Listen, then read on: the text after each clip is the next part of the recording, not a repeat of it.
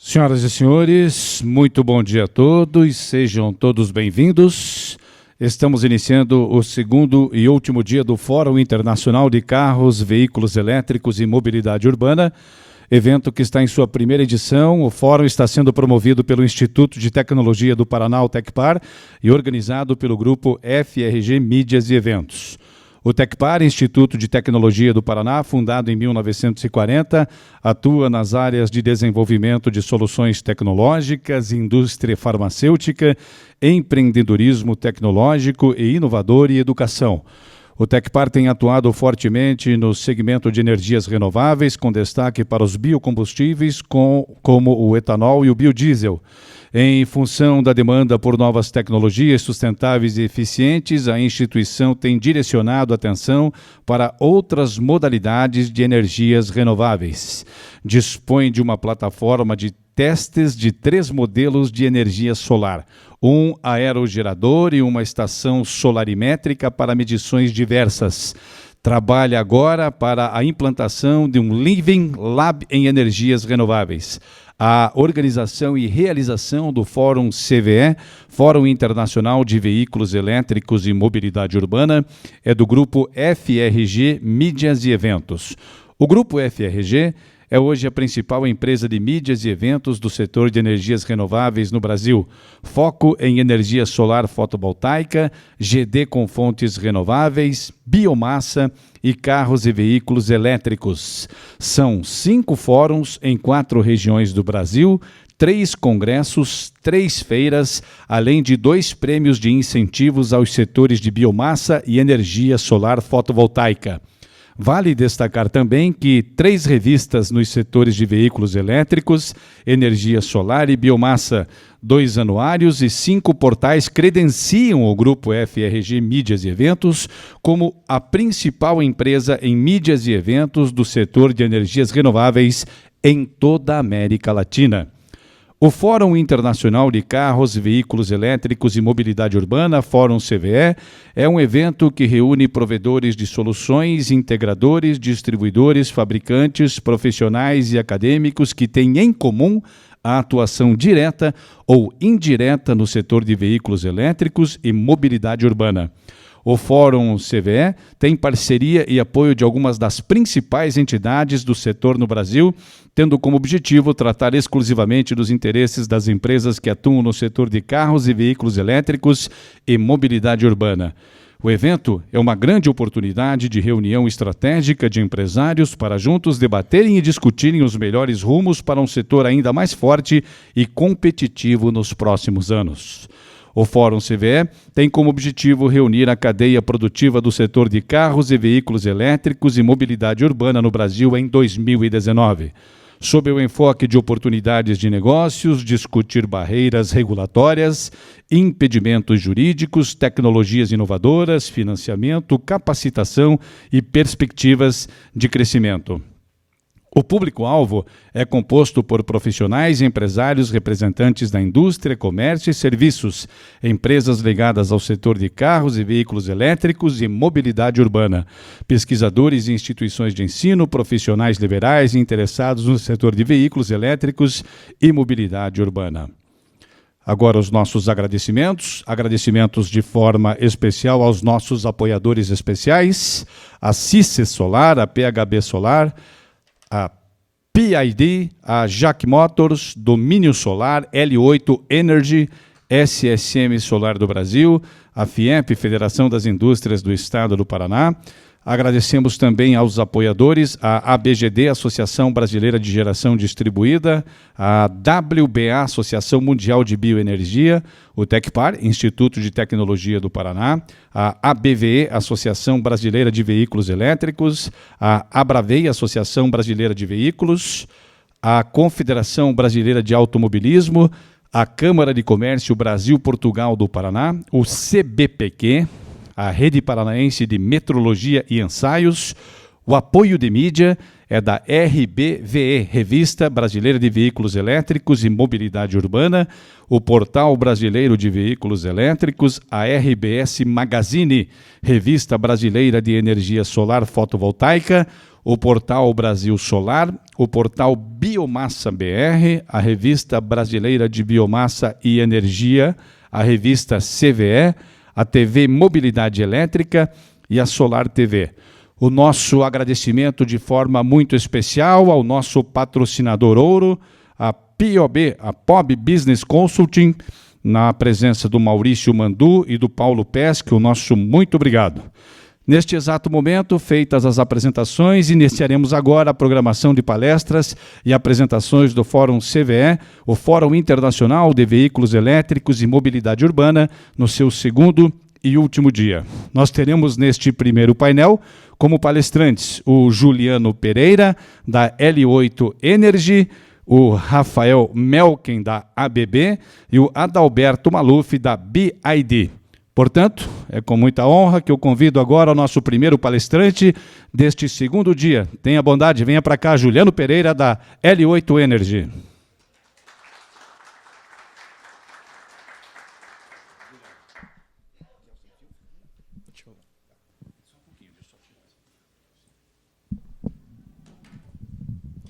Bom dia, pessoal. Então, sou o Juliano da L8 Energy. A L8 Energy atua com distribuição de sistemas fotovoltaicos, né, no Brasil. A gente tem sede aqui em São José dos Pinhais. E, primeiramente, gostaria de deixar aqui o agradecimento ao Rafael e ao Thiago pela promoção do evento. Eu acredito que é muito importante esse momento que a gente possa debater, né, o cenário dessa tecnologia que é futuro, mas as decisões têm que ser tomadas hoje, né? E hoje eu vou estar falando para vocês aí sobre a interação de veículos elétricos e o mercado de energia solar fotovoltaica.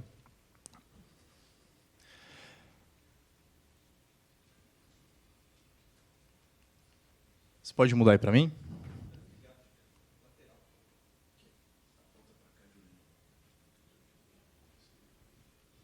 Ah, beleza. Então, para começar, pessoal, não vamos estender muito aqui nos diferenciais, porque já foi abordado bastante pelos outros palestrantes no dia de ontem. Mas o primeiro deles, né, o diferencial do veículo elétrico, se trata da conveniência, né? Muitos dos usuários apresentam como conveniência, né, o fato de poder carregar seu veículo na sua própria residência, né? Muito se discute sobre a preocupação com a autonomia do veículo, mas quem tem um veículo elétrico aponta a questão de você poder carregar ele na sua própria residência como sendo um fator agradável, né, e um fator que se leva em consideração na escolha do veículo, né? Um outro fator de conveniência, pelo fato de ele ter menos partes móveis, não ter um motor de combustão interna, ele possui um nível de ruído muito menor, né? A Aliciane, ontem, na palestra dela, ela inclusive apresentou isso como sendo das principais vantagens do veículo elétrico, né? E a CPFL fez um estudo, e esse nível de ruído ele ia reduzir em até 68%. Né, para um veículo elétrico. Então, imagina como é que seria a gente viver em cidades assim, né, em que a frota fosse majoritariamente de veículos elétricos, né? E aí a questão das partes móveis também acaba influenciando na questão da manutenção. Você tem menos manutenção com veículos elétricos. O segundo fator de diferencial do veículo elétrico está atrelado à eficiência, né? Existem várias formas que a gente pode fazer para medir a eficiência de um veículo. Uma dessas análises se chama Tank to Wheel, e ela basicamente vai monitorar qual que é a eficiência desde o momento que você abastece o seu veículo até a conversão em energia mecânica propriamente dita.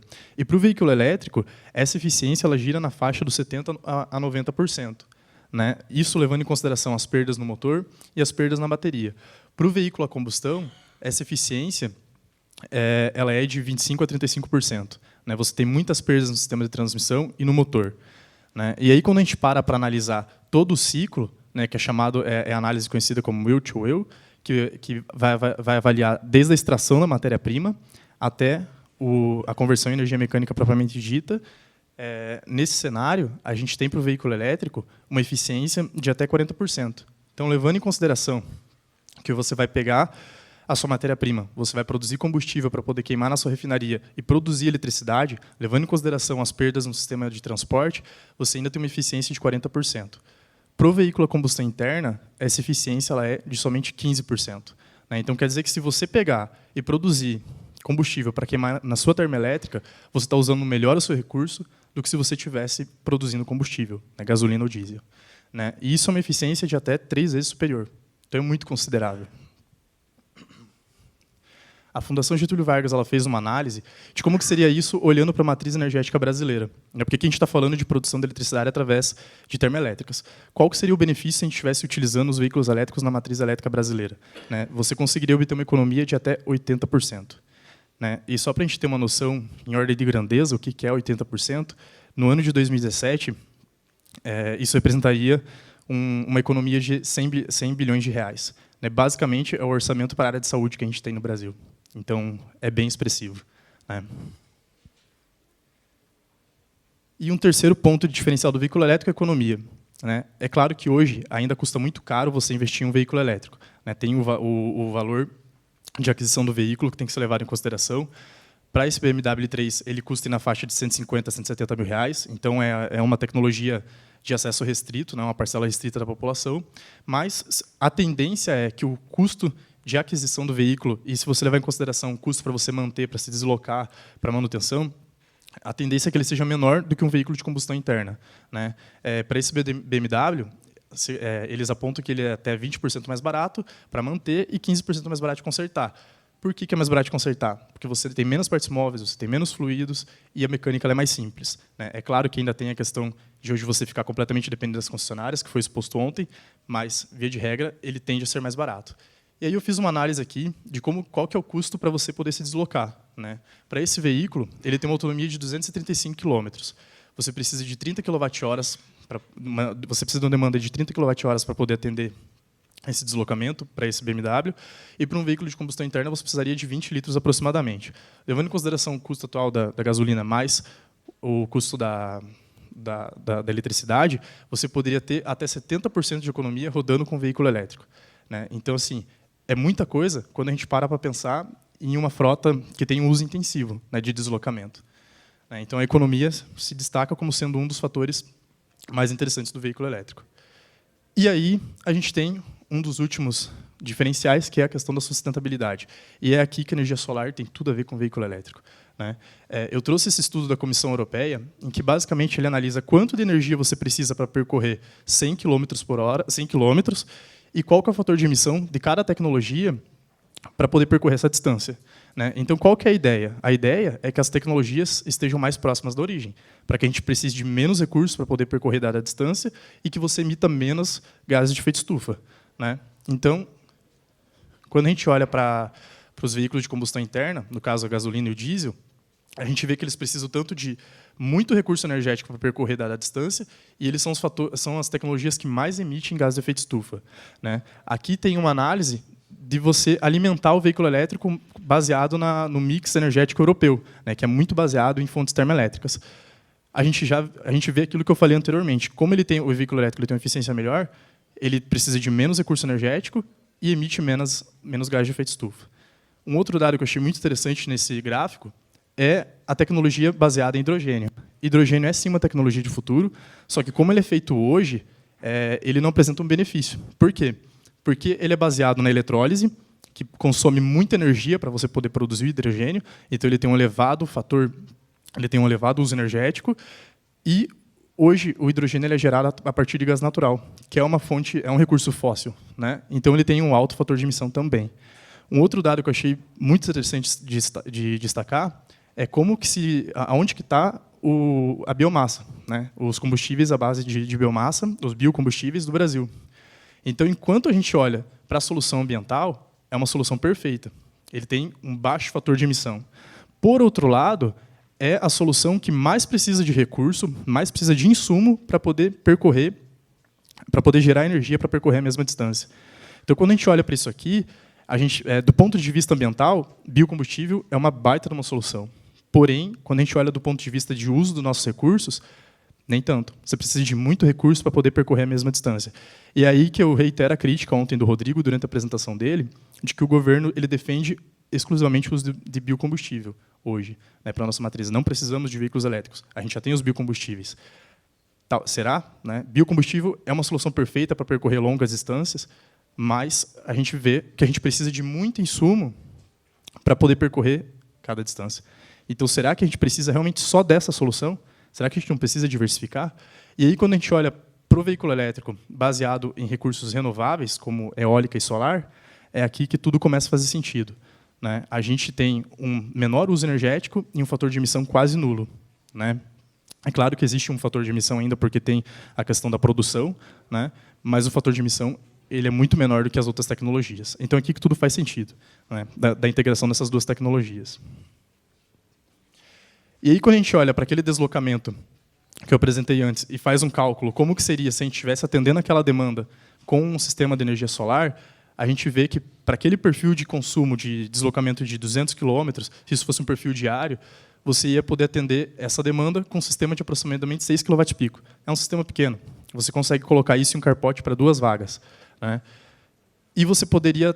Qual que seria a tua economia nesse caso? Seria de aproximadamente 95%, porque, basicamente, você ia estar pagando o custo de disponibilidade, né? Então, quando a gente começa a integrar a energia solar com o veículo elétrico, tudo faz sentido não só do ponto de vista ambiental, mas também do ponto de vista econômico, né? E aí, qual que é o potencial, pessoal? É mudar isso aqui. Hoje, a gente tem tecnologias em que a gente pode trazer para as nossas cidades, tornar elas em um ambiente mais agradável, tanto do ponto de vista ambiental, quanto do ponto de vista de saúde, né? Menos ruído, menos poluição. E, ao mesmo tempo, a gente pode potencializar o nosso setor, o setor de mobilidade e o setor energético.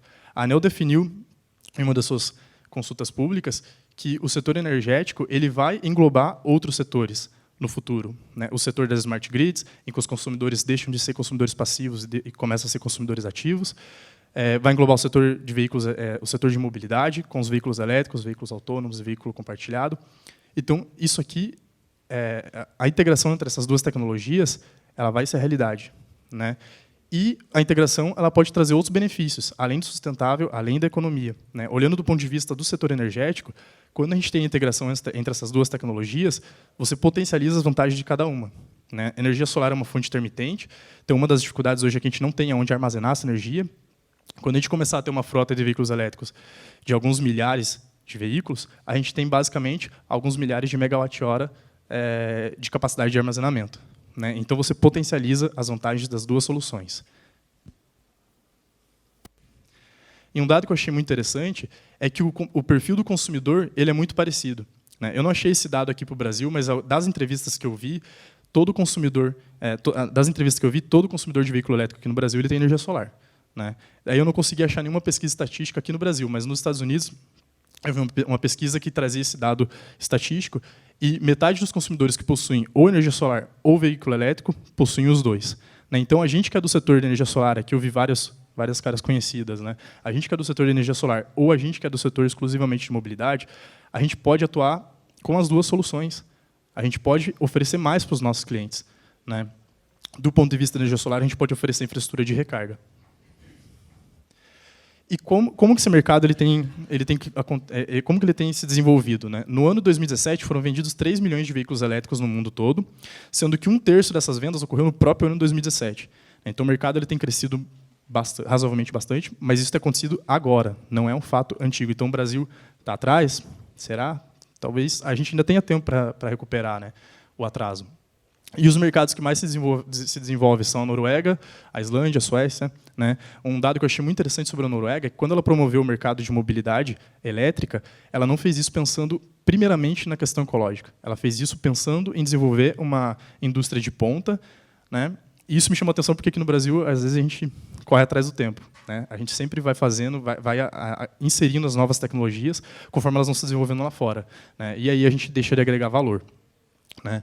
Mas aí eu quis olhar um pouco para o dado brasileiro, como que esse mercado tem se desenvolvido aqui, e até 2017 a gente tinha 10 mil veículos elétricos híbridos, tá? Não é puramente elétrico. Ontem o Rodrigo também comentou na apresentação dele que puramente elétrico a gente tem hoje na faixa de 1.000 veículos somente, mas elétrico híbrido. A gente tinha 10 mil veículos, isso representava 0,03% da frota nacional de novos veículos, né? Então é pouco, realmente. Quando a gente olha para a Noruega, que ela tem uma participação de 6,4% na frota nacional, realmente é pouco. Mas, ainda assim, eu fiquei intrigado com esse dado aqui e fui dar uma olhada mais de perto em como esse mercado tem se desenvolvido aqui no Brasil. Segundo o Renavan, até janeiro de 2019, a gente tinha crescido para 11 mil veículos elétricos híbridos aqui no Brasil. Então, é um mercado que tem crescido pouco? Tem. Mas ele tem crescido a taxas constantes e isso tem aumentado nos últimos anos, né? Olha que janeiro, a gente já chegou à participação de 0,2% da frota nacional de novos veículos, né? É pouco? É. Mas na Alemanha e nos Estados Unidos, em que esse mercado é muito mais desenvolvido, essa taxa aqui é de 1%. né? Então, será que a gente ainda não consegue correr atrás do prejuízo? Né? E eu tive lendo um estudo da Fundação Getúlio Vargas, o potencial desse mercado é de até 100 mil veículos elétricos ano. Como que ela chegou nesse dado? Ela esteve analisando, basicamente, a classe que possui, né, a renda compatível com a aquisição desses veículos, né, dos modelos que a gente tem disponível hoje. Então, é um número pequeno, mas o potencial é maior. Né? E a empresa de pesquisa energética ela fez uma previsão de que até 2026 essa parcela, essa participação dos veículos elétricos híbridos na frota brasileira vai ser de 2,5%. A gente vai estar falando de 100 mil carros ano. Será que esse mercado é tão pequeno assim? Será que não está na hora de a gente começar a pensar o que a gente pode oferecer para esse mercado, né, em como solução em conjunta? E aí, um outro dado que me chamou a atenção, né, a gente está acostumado a falar que a participação de veículos elétricos híbridos é pequena no Brasil. Eu olhei para o meu mercado, o mercado de geração distribuída. Quando que a gente teve 10 mil consumidores de geração distribuída no mercado brasileiro? Foi em 2017. Esse mercado ele foi regulamentado em 2012, ele começou a explodir a partir de 2014, e só em 2017 a gente chegou a ter 10 mil consumidores. Né? Isso foi ontem. Né? E hoje esse mercado está explodindo, está crescendo a taxas absurdas. Né? Então, eu trouxe tudo isso aqui para mostrar, a gente normalmente fala que esse mercado não está crescendo, não está se desenvolvendo. Eu penso de outra forma. Eu acho que é o momento certo para a gente começar a encarar isso e trazer novas soluções. E aqui eu trouxe esse gráfico, não vou falar muito sobre ele, que eu já vi que já foi bem abordado antes, mas é basicamente para mostrar também como o governo tem se posicionado em relação a isso. O governo e o setor privado. Né? Desde 2013, houveram 75 ações público-privadas na área de veículos elétricos. A maior parte delas se refere à área de infraestrutura de recarga, que é onde nós, da área de energia solar, podemos agregar valor. Né? E muito se tem feito desde então. Né? Final do ano passado foi assinado o Rota 2030, com a isenção de IPI, redução da alíquota de IPI, né? Foi feita a regulamentação da ANEEL do carregamento, dando liberdade para os empresários, para o setor privado atuar nesse mercado. Né? Então, isso era uma barreira que foi eliminada. Né? A gente começa a ver vários estados tendo a isenção de PVA, e o Paraná aqui um dos mais recentes, né? Ou aplicação da alíquota diferenciada. Então, o mercado a gente olha, a gente reclama, fala que o governo não tem agido, mas algumas ações elas têm se desenvolvido. E o mercado está crescendo independente disso. Né? Então, isso que é muito importante a gente reter. E aí, como que a L8 ela pode entrar nesse mercado? Né? O que ela tem a oferecer? A L8, enquanto distribuidora de sistemas fotovoltaicos, ela atua com toda a cadeia. Então, a gente pode oferecer justamente a infraestrutura de recarga, né? Atrelada à energia solar. Né? Então, a gente oferece já todos os kits, né? Módulos, inversores, estrutura, a gente tem estrutura para estacionamentos solares, e para a linha de carregamento a gente trabalha com a solução de carregamento da ABB, que compõe basicamente soluções residenciais, até 22 kW para cargas mais lentas, até soluções para condomínios, para estacionamentos, soluções específicas como carregamento de ônibus. Né? Então, a gente trabalha com toda a linha deles. Né? Essas soluções maiores também eles têm as soluções de carga rápida, né? Que depois o Melken vai estar comentando um pouquinho mais. Mas a L8 ela tem atuado. O mercado de veículos elétricos é um mercado que a L8 vê como um mercado promissor. A gente tem incentivado várias ações desse tipo, a gente tem atuado junto com o Tecpar para poder promover essas soluções, e também dentro da comunidade local. Né? Dentro da UTFPR, a gente descobriu que eles estavam desenvolvendo um veículo elétrico, com os esforços dos próprios pesquisadores mesmo. Eles fizeram uma alteração, uma BMW Classe A, uma Mercedes Classe A, para que ela fosse elétrica, né? Mas eles estavam sentindo a necessidade justamente de uma infraestrutura de carport para poder estudar como que é a interação entre veículos elétricos e energia solar, quais são os benefícios para o setor, como que funciona a questão do veículo to grid, né? Quais seriam as melhores horas para você poder fazer esses carregamentos. Então, a L8 ela realmente acredita nesse mercado, a gente acredita que a nossa comunidade científica tem que estar atuando, né? Os novos alunos eles têm que conhecer essa tecnologia, porque isso é o futuro. Né? E, ao mesmo tempo, a gente acredita que, no nosso setor privado, a gente também pode começar a pensar o que a gente pode oferecer. Né? Então, esse foi um pouco do que a L8 faz. Eu quis mais trazer para vocês esse debate. Né? A gente fala muito que esse mercado é pequeno, mas o que eu pergunto é, será que é tão pequeno assim? Será que a gente não pode oferecer nada? Estou vendo muitas caras conhecidas do setor de solar aqui. Né? A gente já tem o privilégio de poder trabalhar em uma área que contribui muito para o setor elétrico, contribui muito para a economia do país. Né? A gente tem passado por uma série de crises recentemente, mas o setor de energia solar tem crescido com taxas consideráveis. Né? Então, a gente já trabalha em um setor privilegiado. Será que a gente não pode fazer mais? É esse o debate que eu quis trazer aqui para vocês. Muito obrigado.